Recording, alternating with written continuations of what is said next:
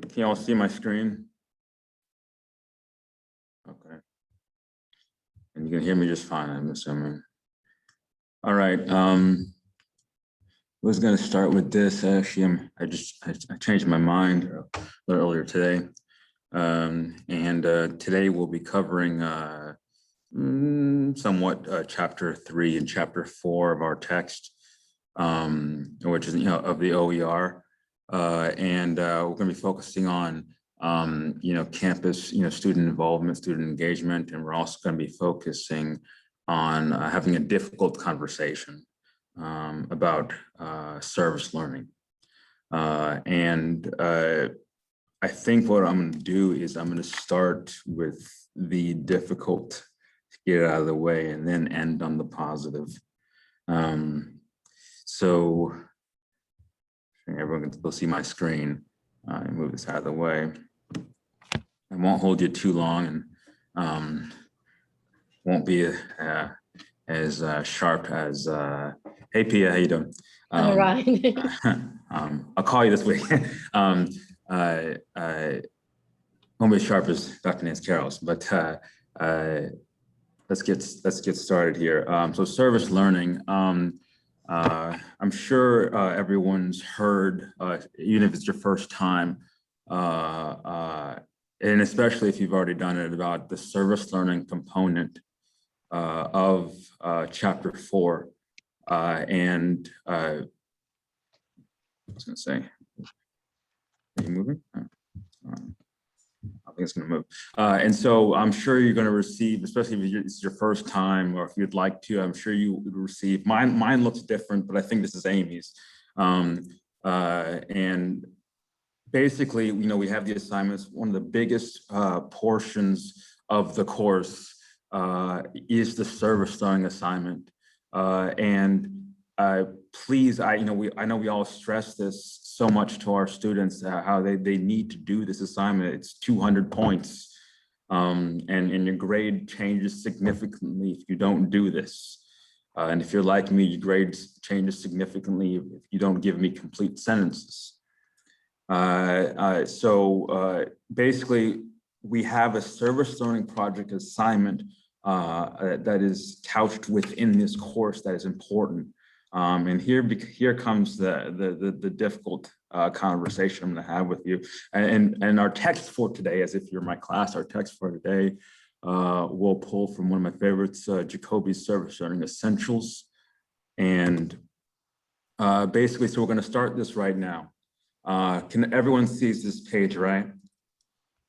What do you, just call out to me, what do you see here on this page? Zoo Volunteer Serve Day. Anyone else see anything? A specific date and time. Yeah. Okay. Pretty good. Conservation. Reservation, yeah, all that good stuff that you need to know. This is a wonderful opportunity. I've been by the zoo, talk to them. Wonderful opportunity for students. But if Paul comes up to you, Paul's not going to do this. Paul comes up to you, Paul comes up to Pia and says, "Hey, Pia, I heard that you are part of UNIV and you need to do a service learning project. So here you go. You're welcome." And Paul gives you this, and you say thanks, and then you look at it and you say it says Zoo Volunteer Serve Day. But if you were to follow how service learning is defined, this is not really a service learning project. And so I want us to be honest and open with our students here. And why I'm so serious is because I don't want them to look like an idiot later on. And so I'm one of Michael's students. Michael told me that if I do the Zoo Volunteer Serve Day, I would have done my service learning assignment. I wrote about it and I'm good. And then I go to my job interview because, we want these things to be conversation pieces later on during their job interview, give them an extra edge. They were really involved. They go to their job interview and say, "Hey, I did the Zoo Volunteer Serve Day." And I think some students here, because I'm not very familiar with with Alabama. I think all of us, our first year, our students introduced us to something that we didn't know, because they've been here all their lives, and it said something about a zoo scare day. I hope I'm saying it right. Zubu. No, yeah, that's it. Yeah, Zubu. No, teach me something I don't know. And they said, I'm gonna do Zubu for my service assignment, and I was like, what the hell's that? And then they explained it to me, and I was like, absolutely not. They try to get away with doing anything that they can consider. I'm serving. And so many people get fooled into Paul's not an idiot, but Paul was fooled into thinking, hey, it said serve. And thank you for letting me use Paul. It said serve, and therefore it's a service learning assignment, right? And so we have to be honest, open, and intentional when we talk to our students about service learning assignments. And I'm getting ahead of myself here. This is no one's fault, but it's very difficult to, it can be done. It's very difficult to do a true service learning assignment. And I want to take the pressure off, especially the first-time teachers for this course, take some of the pressure off, because all of us have to admit, and not, please do not lie. We get a variety of submissions from our students. No matter how much, some of us, we like to gear our students, and everyone does the same thing. Maybe it depends on the semester. We get no matter how much we explain it, we get a variety of submissions. So I need to, for me at least, rethink, maybe you need to do something extra if you do a volunteer assignment instead of a service assignment. But I'm going to rethink that before it goes out to everybody. And somebody may say, okay, day of service, a wonderful day of service. But can we admit that the learning here is intentional and directly, not indirectly, directly tied to what we are doing in UNIV? It can be, it takes a lot of effort. It can be done. It is, I don't know the word, the labor. And I'm getting ahead of myself here when I say that, I was talking to Pia about we have many of the same interests. I hope I can say that. My racism course, my freshman seminar racism course for the fall, I can directly see, I'm getting ahead of myself here. I've been talking with some people at some local community organizations. I can directly see how I can structure learning environments to directly support what I'm talking about in the classroom. That is a structured, intentional, this is not about producing good character, right? And feel good activities. This is about doing intentional work to support your course themes. That's really what service learning is. And if they tell you something else, they're lying. But there's nothing, and I'm going to say this again, there's nothing wrong with volunteering. Absolutely nothing wrong. Nothing wrong with community service, nothing wrong. But what type of assignments do we want to give? And I know I tend to be a little bit more flexible because they know me that I like to teach the evening courses. I just prefer that. And so sometimes when you all notice when you have those, I get those mature students and just got off work and they've got entire families. And so, I try to think of activities that they can reflect on, that they can do with their kids. And so I try to be a little bit more flexible with that population. And a few, during my, regular, 2 o'clock times, when I have traditional students, I know we've all, to some, been flexible with our students, and I'll have them one each class after they talk to me one-on-one, do a creative activity that we've worked on, that person, that student and I have worked on to get, together. And this is something I want to find out. And so we come up with a creative activity. But volunteerism, I forgot to put the page numbers on some of these. But if you need any, help, actual page numbers, you can just contact me. Volunteerism on the bottom of the rung of the model is a form of charity. It is about providing service with no intentional link to reflection or learning. It can be ongoing, and they often occur one time, a sporadic basis. And we all know those opportunities to serve that are one time and sporadic. Community service does not necessarily include reflection and may lack academic credibility.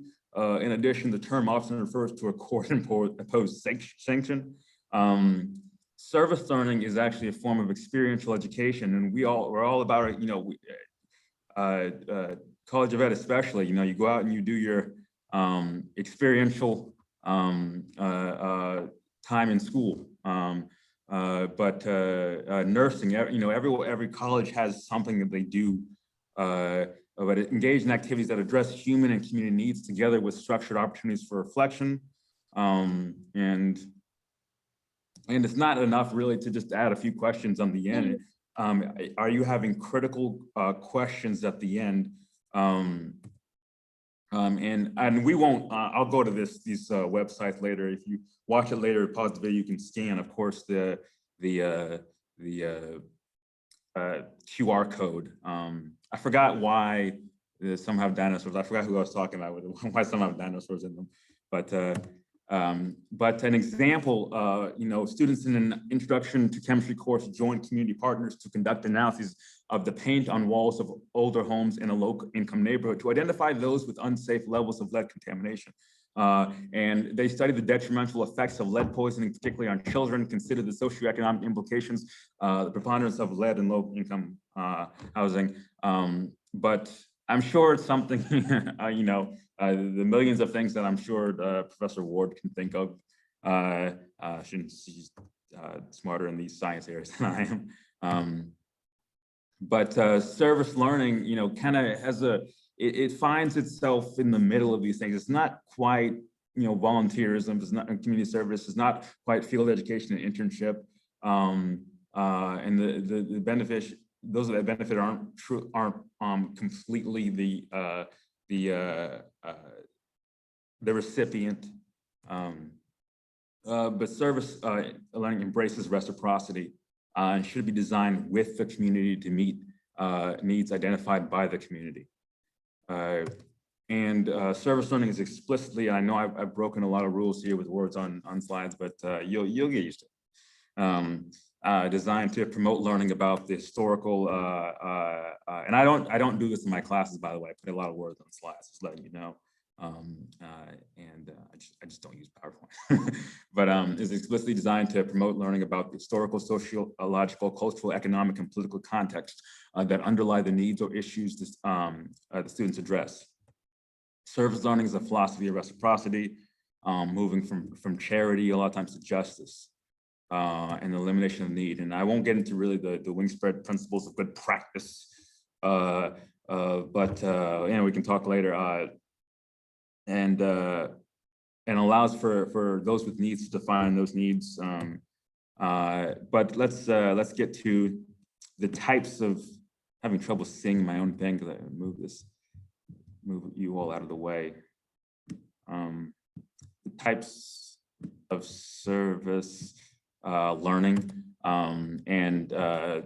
this is somewhat, you know, similar to what Professor Adams brilliantly did. I think what was that? She did I forgot what it was for. She did a talk, a workshop. I can't remember what it's for, but anyway, she did one. So and she opened my eyes to, you know, to a lot of things. But that was 6 months ago, a year, I don't know. But types of categories of service learning, and I do call it something different than she does. But you know, there's direct face-to-face, there's non-direct, there's indirect, and there's community-based. She has a different wording for these things. And direct, we have tutoring, engaging in nursing, home residents and activities that maybe you all think of, you with the nursing home administration think of. You know, non-direct, we create a library at the nursing home. And we remove invasive species from a community park. And this is, I know EEC does some invasive removal. And I'm sure they do some follow-up with that. I've been meaning to go so badly. It's always happens at the same time I'm doing something. indirect developing a website or business plan for a community organization. I'm going to show you later. I work on trying to develop a website for a community organization. And community-based projects that address community identified questions or issues. And this is something I really want to get into. And once again, I'm getting ahead of myself. What I want to do with my racism course is, I don't know how it's going to play. I've been talking with some people about it. MGM remembers the Community Oregon, some members of that that organization, talking about, hey, this is what I want my students to do. This is the type of research, help you in the research aspect of identifying where these lynching sites are, identifying how we can work together to commemorate and inform the public about these things. And so that's the direction I want to move in. And remember that a lot of times with these service learning opportunities, the faculty creates a structured environment. Tell me if I'm lying, or truly identifies, hey, these are the opportunities that are gonna help reinforce what I'm teaching. These aren't just random things. Hey, do whatever you want and bring it back. Hey, just do something and then come back with something. It's gonna be vague, all right. And we don't know if the learning is really there. But service learning in UNIV, and I want to just talk briefly about projects that I believe really move the needle. It's difficult in UNIV, but really go in the direction that I think go in a direction I think is good. But I want to remember Amy initially has created this. When I do it, I change the wording on some things, take out some questions, and so we have some flexibility, tell me if I'm wrong, to adjust, because I want my questions, and I keep some and take some others out. So there is a reflection aspect. So we do have the reflection aspect that's there. I would love it, when we get to the racism course, my racism course, and you all have different courses, to be intentional within the context. But what I find UNIV service assignment ends up doing is being a sort of a mixture on the fence of what community and service is, and a lot of it's difficult because of all of the other things we need to cover. And this is backed by research. This is also in Jacoby, because courses range from, just talking about this first credit freshman seminar courses, because these courses range, there's so much to cover: time management, note-taking, study strategies, career services, and we have to cover all of these things, student involvement, and go through the chapter and talk about callings and talk about this, that it's hard to have a structured, this is backed by research.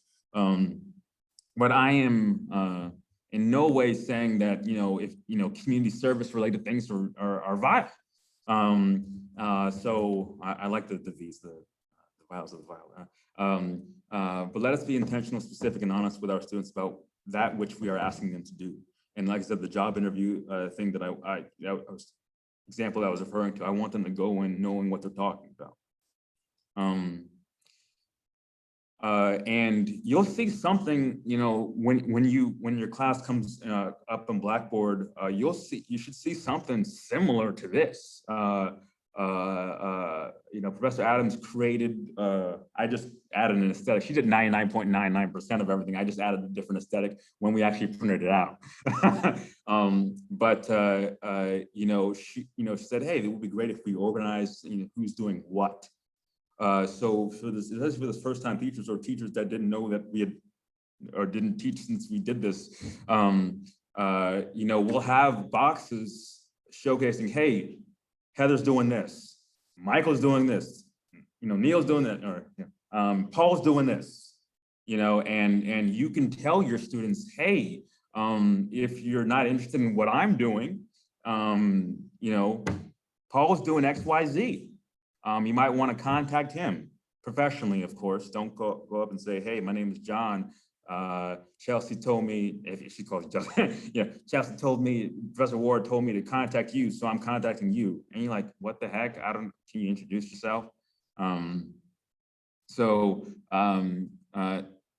Community engagement and social justice, that's what I did. What I initially had planned before COVID happened and things fell apart and then EGI handed it off to another community organization. I initially planned for my at least some member of my class to go and do the lynching site digging, and remember that I wanted to have those jars held here, and then have an assignment all connected to that. But then COVID and things fell apart. And like I said, switched to another organization to lead that effort. And so I do believe this goes in the right direction of I know Professor Adams, I know I'm praising her a lot here, but you know, it goes in the right direction of Family Sunshine Center of you know, the students, you know, many of you have done this already, you know, the students do reach out to them, get some pamphlets and bring that back and introduce, you know, sexual gendered violence and other things to the campus. Students, and I think it's always a wonderful thing to do. I'm gonna hopefully with my students think of ways to further that than sitting at a table. Rather than a tabling event, there's got to be ways to further that. And I put a smiley face over as one of my students. All of us have had a student that you know is connected to the military and wants to do something on their base. I'm assuming, right? And ended up, you know, working with Mock to put something together with his other friends on the base to have that drive, and it went beyond. I gave him time because it went beyond the time frame that when the service project was due. So he turned getting closer to the end of the semester, which is fine. And what I'm about is I didn't realize, I called, there's a guy by the name, a lot of people, I think it was Amy and Phil had talked about, I had first heard about That's My Child when I first got here. And I haven't really spoken to Charles Lee, but I have spoken to Jason, who runs, I think, the outreach and or education. And I spoke to him, I believe it was yesterday, and he said, I'm in Atlanta. Apparently, I didn't know that they expanded to Atlanta. Maybe I just wasn't paying attention. It probably just wasn't paying attention. But before he left months ago, I had talked to him, Dr. Jason, and I said, hey, and I said, I know we have limited time. I would love for you to Zoom into our class, but then we have limited time. So I'm just gonna skip that. And I've looked at your website and I want to see what you need. And it seems as if, once again, this is not truly services, but this is going in the right direction. It seems as if, you know, you these are the class, and I went by and witnessed one of the classes that they offer about career services, professionalism. And I sat in the class and listened to it. I know that they were trying to get tutoring up, and I said, there's no online like reference page or, you know, tutoring tips for those students that you're trying to, as you're trying to get the tutoring operation off the ground. There's no online presence for that, if that makes any sense. And so I could see how, you know, my students can be knowledgeable about, you know, stuff that they just covered in high school and middle school. And so what I did was, and like I said, this is not true. I'm speeding up the process here. I said, hey, everyone, I just heard about this organization called, not true, TMC. And you know what? Let's look at you know, that could help us in what we're trying to do here. You know, and I pulled it up and I said, oh my goodness, what are they doing? They seem like they're doing tutoring, they're doing this class, doing that class, workshop, whatever. So, do you think we could help in that? Yeah. what do you think we could do? Well, you know, getting the groups to talk about it. So this is coming from them, right? I already know where I'm going. And so, hey, what if we develop some type of, you know, Khan Academy like videos for these? Oh, it's a great idea. I've already talked to them about creating videos, but I wanted to come from them. And so I had students, and I'm waiting to the fall to put this together because I want more videos, because I don't know why I thought of this in the spring where I only had 2 classes. So I can put a whole, you know, a website together, which can be linked within the TMC website. And so where we have some of the most common math problems, algebra, geometry, trig. I think they take trig in high school, right? They do. I hope so. I think so. And I never did, but I'm sure they do now. You know, I had a student create a 4-minute video on rational numbers. Had a student create several videos on trig. She did a great job, and a 16-minute video on geometry. And these are going to be resources for students. And I had them research, what is TMC? Why does TMC exist? And, you know, also, what is what populations do you think they serve? What are the populations that are coming out of Montgomery Public Schools? Like I said, this is not structured service, but this goes in the right direction of cultural, social awareness, and doing something positive, and has some elements of service learning. But like I said, I plan to go fully in that direction once we have my racism course. And so I had create one for elementary, middle, and fractions multiplication. And I talked to Brad before, and I have to edit her out a little bit. But I need to get the actual video from back, because they put it on YouTube. But this can be used in their career services, you know, professional, that prep class. You know, what are the things that I had my student ask 4 questions about, you know, what is professionalism? What is XYZ? I can't remember the question. It was like 4 or 5 questions. And so this is coming from an AUM source, you know. And by the way, you might want to think about coming to AUM. We're not ever showing this video. These are the things that we focus on. These are the things that we do. And so, so I'm proud of, and Professor Adams has a, once again, goes in the right direction. I'm hoping for us all to really go into service in the fall. She has I talked to her yesterday. I said, I don't want to misrepresent your stuff. You know, conversation partners, in which she pairs native and non-native speakers, and has some elements of service, has some elements of community service, and some of the service learning. You can talk with her about that if you have any questions. But she has that project, and she's partnered with that department. And I believe Heather said that the community garden is now under SISI right now. And so I guess I'll talk to her about the direction it's going, because there's many college, many university has a community garden, but it doesn't really make it service learning. It depends on what you do with that, and who and what that's, you know, who that serves and what you're doing with it. That's what, just because you have a community garden doesn't mean squat.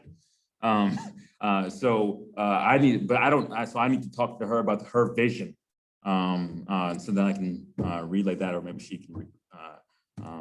So, and this is, I was talking about the MGM Remembers, and I went to one of the meetings and I told them this is what I want my students to do. And one of them called me about a week and a half ago, finally, and said, oh, hey, we were talking about you. And I said, yeah, my students, that's the most important thing, my students. So hopefully, and then we can have these conversations, you know, with these community service activities, we can have these conversations with these service learning opportunities, with these community service, with these volunteers, we can have these conversations about, we can infuse diversity anywhere we want to. But anti-Blackness, gender, sex, microaggressions, settler colonialism, Black feminists, equity and equality, space and place, the racialization of space, which makes its place, and erasure, epistemological erasure, and critical race theory, without saying critical race theory, right? Because we know where this is going. Ageism, queer, social and economic status. Let me Back to.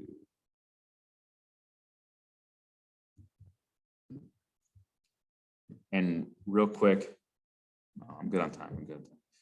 I'm good. Real quick, and I hope this makes sense. Want to make it visually stimulating. The Warhawk, and let's move to chapter 3, the Warhawk you mean to be through service and campus engagement. Now, I'm truly inspired. It's not an amazing, I knew a lot of the stuff, but I don't know if anyone's read Dahlia Shug's book. Anyone? No? I should do a seminar on this instead of read, I don't know. But the person you mean to be, he spends a great deal of time talking about, hey, hey, white people, you need to look at this. Hey, men, you need to look at this. Hey, as a minoritized body, I just committed a violent act against another minoritized body, and I didn't realize it. And I didn't see it that way because of my bounded awareness, my blind spots there. And so I need to re-examine, because I like to, she even admitted, I like to see myself as a good person, and we all hold our, not all of us, but I don't say that. But I'm a good person, and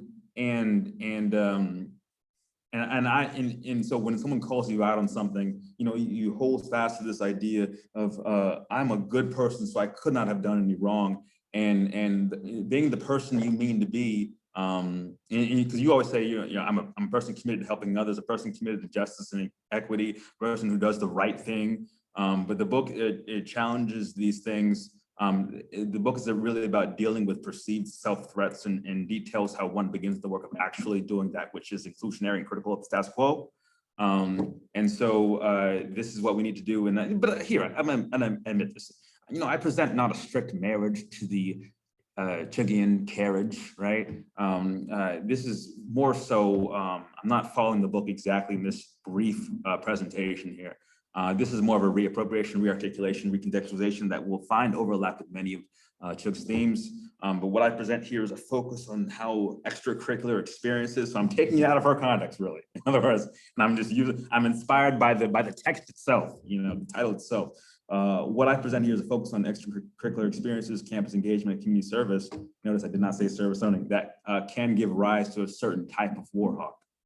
A Warhawk with a certain ocular acuity and certain intercultural competencies, a Warhawk with critical understanding of racialized and gendered realities, a Warhawk with awareness of narratives, and I can't read because everything's in the way, which perpetuate the normalization of certain, can't read it, whatever, certain bodies and beliefs. And this is pulled directly from our text. If you've seen our text, chapter 3 is about one of the, these 3 are learning objectives are there. And one of the things we try to focus on is promoting multicultural awareness and a better understanding of diversity. We want to increase campus participation because we all know this. This has direct correlation with a sense of belonging, and we want to keep them here. And we want them to find a niche. And this is also pulled from the text. And, I like to, pull up in class, and the TA, I'm sorry, you know what I mean? The peer leader, I call them TA. They're not TAs because they don't do any grading and all the other things. I call them TAs, right? Amongst you, I call them TAs, but to them, to the faces, I don't want to call them TAs. But your TA will help you, assist you in this, because a lot of times they know a lot more about the campus than you do. Well, I can speak for me. They'll teach me about stuff that I was unaware of. And I'll have them talk about campus organizations and stuff they've seen and stuff that they're excited about getting involved in. So I use them to teach some of the chapters, some of the concepts within the chapters. We pull up campus organizations, we sift through it all together. Hey, what is, what's one you're interested in? What's one, everyone write down one they're interested in, talk about one they're interested in, do some research on that, get the contact information. If there's no contact information, who can we talk to? We have these discussions. And as far as getting involved in the campus, I think it was my first year or something. I don't know, somewhere in my first year, the students talked to me about. I still don't get how it's meaningful, but apparently it is. Because I don't get it doesn't mean it's not meaningful. I just don't get it. You know, they talked about. Please correct me if I'm wrong. Something called trap and paint and trap, something like that. You guys know what I'm talking about? It's apparently they had to explain it to me. Apparently you listen to trap music, which they had to give me an example of, and you paint. But apparently this is meaningful. But I want to encourage them, and it's not something I would have known about as a student, and I wasn't nearly as involved as they are. But this is something that, you know, exciting, things that they find exciting that you know your TA knows a lot about, you know, that they can speak on. And so utilize them in these instances. I encourage you to. I'm not telling you what to do, but you know they have a view of the landscape that you don't have, and I value that. I want to use that. But I tell them that campus and student life is not only about, you know, we tell students, find what you're interested in, don't we, right? Find what you're interested in, you know, find your place of belonging, right? But it's not only about that, it's about asking students to meditate on the type of campus they envision, the type of campus they want to make for others, you know? So what events are missing? What events are lacking? Do we need to increase our awareness of queer studies? You know, do we need to increase our awareness of X, Y, Z? So meditate not only on this narcissistic, I got to find what I'm interested in. That's good. We should do that, yes. But meditate on what is thinking critically against the grain. What types of things are missing here in this campus? What types of things can we involve ourselves in? What types of things can we promote? That's something that our community service projects can work towards doing, right? Our community engagement projects on campus can work towards doing. But I want you to meditate on something outside of you as well. And I can do a better job of, you know, bringing in student organization reps and having them do a recording if they can't come in, saying, hey, this is my campus organization. I'm one of the representatives for it. This is what my organization's about. We'd love for you to join, you know? So either in person or create it, if we can reach out to them, they can create a video to inform our students, hey, this is a face to an organization. And they've given you the contact information. Please follow up if you so choose. And one of my students, some of you know her, Taylor. I asked her a few questions, but you don't have to read all this, but she understands the value of getting involved in the campus and what that's for. And so I had her send me those responses so I can share that with you. You know, and why she saw a gap. She saw somewhere she needs to, something she needed to do, something she needed to work on, and create an organization or re-up that organization that used to be, I guess, so that she can assist, you know, find a community and work with that community on developing the things that she was passionate about and the diversity that she was focused on. So I'm proud of her for doing it. So I guess I have to talk to Amy later. She wants to be my cheerleader. But proud of her for doing that. But our students see the value in this, and us pushing campus involvement, campus diversity, campus engagement, and especially if we reiterate these things, not just say, hey, go do whatever you want. We spend time in class talking about this is what campus engagement is. This is what it's designed to do. We hope you do this X, Y, and Z because we hope we're aiming for it to produce these outcomes. And so connected to NACE competencies if you want or something, but this is what we're aiming to do. Clear, concise, but we also can't forget about mature students, and sorry for the font issues. And I find my mature students, you know, that I've had, they love campus resources like a career services. They want to know about, you know, improving their resume, you know, but they value more so, you know, telling our students about what they wish they saw. Some of them during their first stint on campus 10 years ago, right? And resources that they wish they utilize. About telling our students about some resources off campus that they can bring back to campus and will enrich their campus experience. But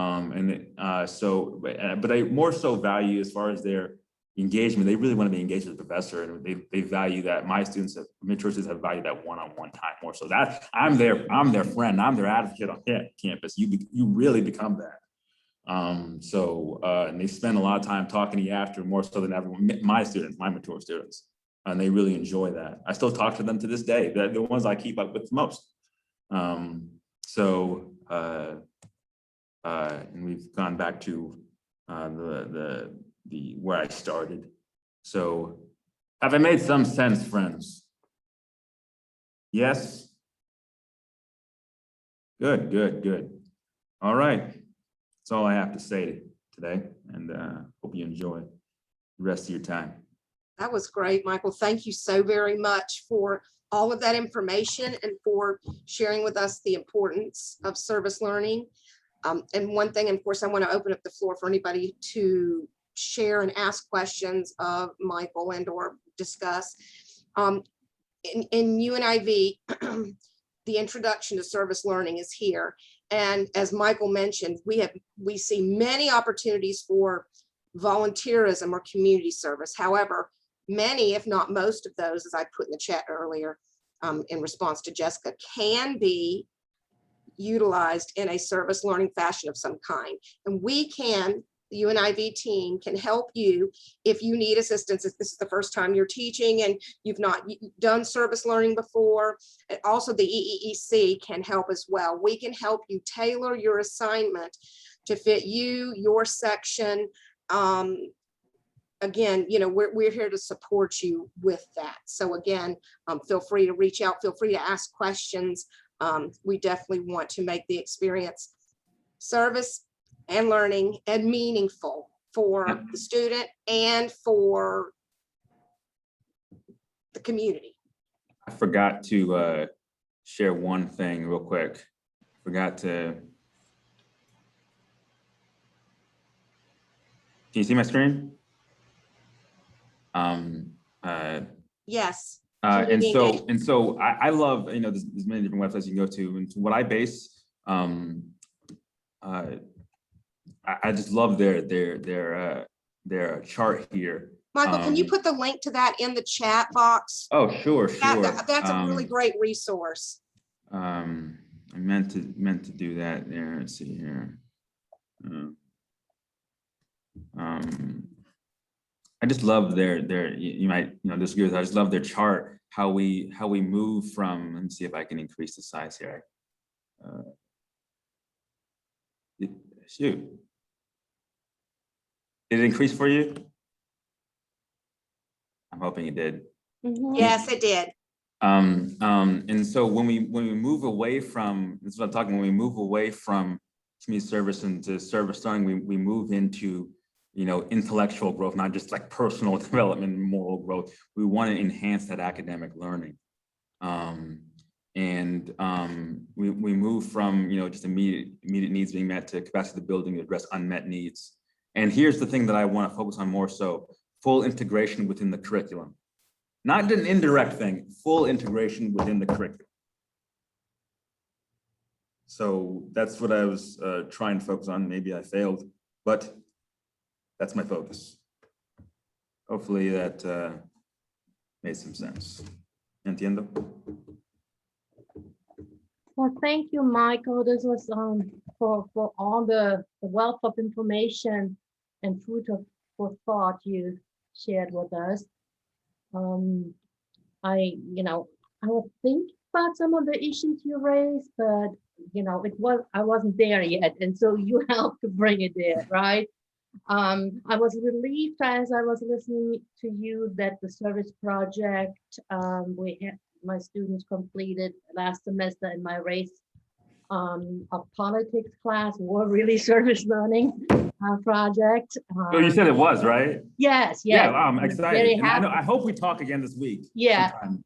and I'm glad because of COVID, but I'm also doing, like I said, service project in my political behavior class, and so I'm trying to improve there. I mean, the first question I had, but Amy answered that already in the chat and just now again, that, you know, how we can incorporate volunteering, right? And still make it learning. I'm still a little bit iffy about, you know, going to the humane shelter and petting the dogs and taking Yeah, them yeah, out, right? I don't But get that it. comes up every semester, right? Yeah. Or that I teach UNIV 1000, the doggies, right?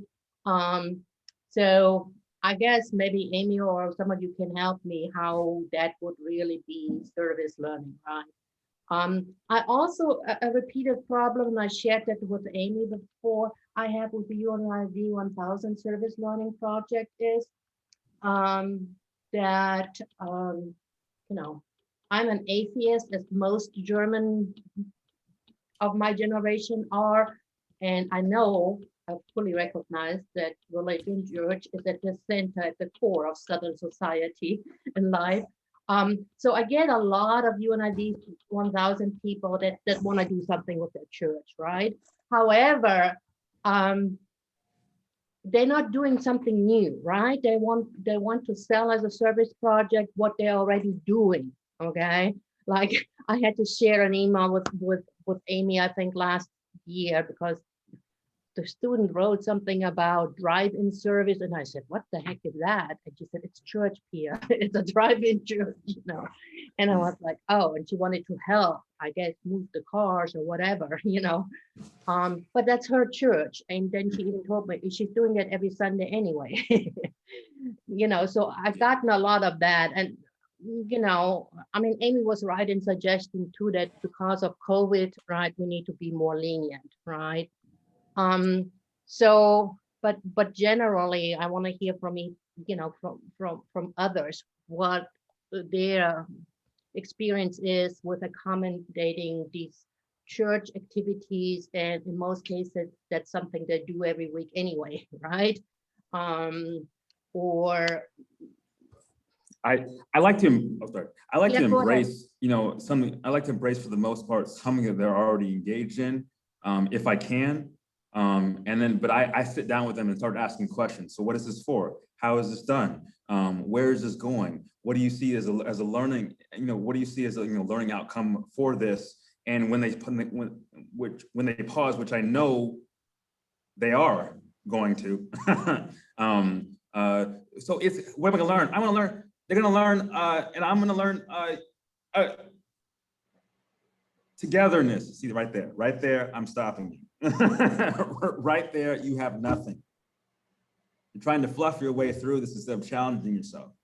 In college, you know this, the more difficult road is the road you should take. Often. And so I just ask questions until I'm not necessarily denying their experience or denying what they want to do. We just start asking questions. And then when it starts to fall apart, then they can start re-examining. Sometimes they're church related things, and I'm with you, and you sound just like my friend that I introduced you to from Germany, that you talked to for a minute. You know, I do, a lot of them would like to, a significant chunk would like to do something with their youth group or whatever it is, and then I ask questions, and it's foreign to, I'm not from the South. Some things are foreign to me, very foreign. And so, but I just ask questions. So, but as Amy said, you know, we can work to maybe use a portion of what they're doing and say, hey, how about when you do this, how about creating a reading program within your church that you're already dealing with kids, a structured design reading program to address certain needs. Now we can start building on what they are already sort of interested in. Yeah. So just asking questions, but go ahead, I'm sorry. Yeah, because I don't know if it's okay with Amy And or. do they need that? Yeah. Asking the Yeah. pastors, do they need that? What are some of having those conversations? Not just saying, hey, I'm gonna come up with a reading program. This is what you need. You guys need a reading program. But like I said, unless there are objections from Amy or so, but now that we are better with COVID or so, I don't really want to accommodate, people doing a project on something they already do anyway. Yeah, I don't, I have slightly different rules than others, slightly, because of my personal beliefs as to what counts. Yeah, And so I can be a hard ass on these things. right. Because one thing I would add to what you talked about, what the objective of service learning is, um, you know, there was something that I was keen about in last class I taught with a service learning project. I want students also to maybe explore something that they're uncomfortable with, or outside their comfort zone. That's it. I want people to go outside their comfort zone, okay, Mhm.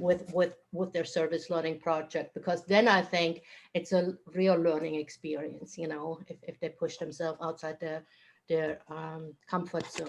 And finally, I wanted to say, and I wanted, whether that happened to you too, and that happens in all classes that I teach with a service learning component, that I have so many, not many, but it happens regularly, that there are students that, are at the very end, right before they have to present it, they said they changed their topics because that didn't work out and they didn't have time for that. So they're doing something scaled down, right? And again, I was more lenient, of course, because of the pandemic, but I wondered, is that something that you experienced too? Because what do you do at that stage, particular for UNV 1000, where we don't want to fail anybody, right? Everybody got to pass. And so what do you do if somebody tells you a day or two before, submission said, hey, I changed my topic? Okay, and then often they do actually say, I went back to something in my church, So, does that happen to you too? Yeah, When you're doing something wrong? I don't allow a lot of things, but they know Paul and Neil, I'm very on deadlines. There's no there's a few things can be turned late, but the service learning project, I know it takes some time for certain people, and I do give some time to. I had one person to turn in the service and the final, really pretty much back to back within days of one another. So I have allowed that, and it also depends on what it is. Oh, so you changed it. What is it?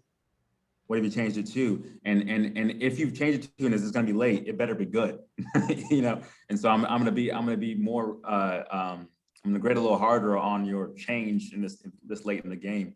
And some people, I'm going to be honest with you. Some people, regardless of how much you tell them, they turn in a volunteer project, and so they don't get full points. And so I do provide opportunities as I say, hey, there are opportunities, and I don't provide many to make up some points. Because, as Amy might say, we don't want to be a barrier. But, I'll say, some with an agenda, some without agenda. I want you to go to tutoring, and the tutoring people will send you an email letting you, and that's for any class. And so that makes up some points. You won't make up the full, it makes up, so hopefully to get you to that passing level, right? So that'll make up some points. Also, I've selected 3 or 4 remaining, and it could be a Talk It Out Tuesday with Dr. Brooke Burks, right? Could be one of those. I've selected some things that I want you to attend. That's gonna I know are gonna push you outside of your comfort zone. Have difficult conversations. Have criticalities. I wouldn't say that together in the paper, but I like that. Develop some critical competencies. I've selected, not you selected. I've selected. So some without an agenda they're purely designed to help you. Some with my agenda because I always have diversity. And I hate to say diversity because it's overused cliche. It really means nothing. I really mean inclusionary narratives and the competition of self and soul. But I've selected some things that if you choose to go to, and then you don't write a paper, you come and talk to me about it. I need you to articulate yourself. I need to believe that you were there. Jessica has a question as sorry, well. Jessica. Yeah, I'm sorry. I'm not going to turn on the camera because I'm working from home, and because the admin side of the library is completely without water and AC and all that kind of good stuff. Oh, So no.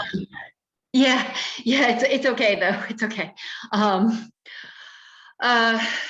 So my question was, and this might have already been mentioned or it might be in the syllabus, that kind of stuff. but can you develop a service as a professor? Can you create a service learning project to kind of avoid them just selecting something like working at a church? Yes. Yes. Or, oh, my other class, my nursing class or my pre-nursing class is, volunteering at the blood drive. Can I just do that? No, I mean, because I'm like, Pia, I don't want you to be doing something that you're just going to do it already. Okay, great. You already volunteer and shelve books at the library. Great. Yeah, I love you, meaningful, engaged educators, by the way. I love this. Keep going, Jess. But okay, so you can go ahead and create one and Yes. have it as a goal for the entire class to participate in. Yes. But not everyone's going to be able to do that, or Right. have the goal to do that.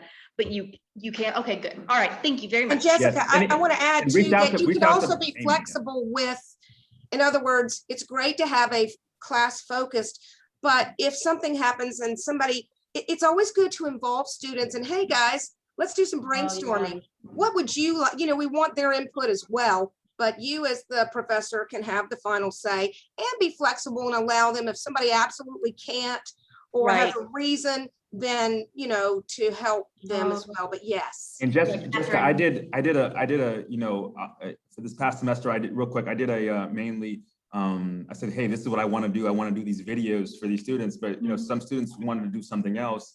And I had talked with one of my students, and he was just in a different zone.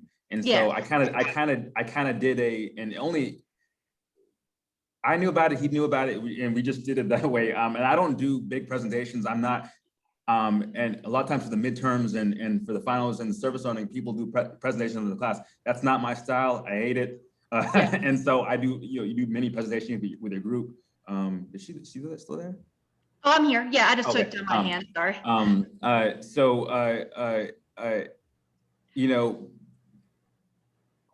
forgot what I was gonna say, but I had him do a sort of just a different creative activity. That's I love that. Yeah, that's great. More so just because he was just in a different zone. He's like me. He was living in California like me. He's like, and so we did a more of an honors level city as text. Only we knew about it. And so we did him answering a critical question and exploring the city, using the city of Montgomery downtown as a text. And so we'll talk about it later. But most of my students, I focus on them doing be flexible.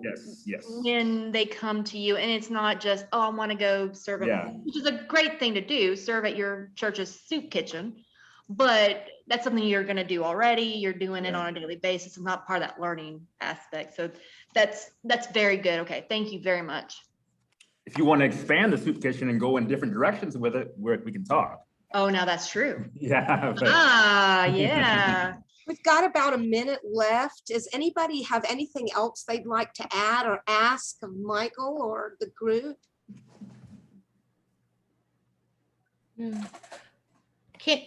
Can the people who are on that search committee, can you, maybe somebody stay back, Paul? I had some questions for the forthcoming UNIV presentations. There's still some coming up, right?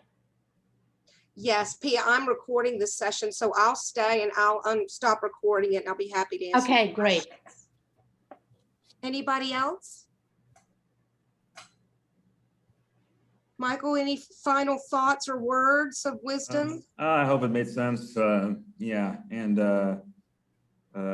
thanks for participating, coming along. Hope you got something. And Pia, I'll text you today. Hopefully we can set up some this week. Hopefully, and that's about it. Thank you so much. Thank you all for coming. Thank you, Dr. Baugh, and I hope that you all have a wonderful day. And Pia, I'll stay here and help. Okay, thank you. Welcome. Let me stop recording.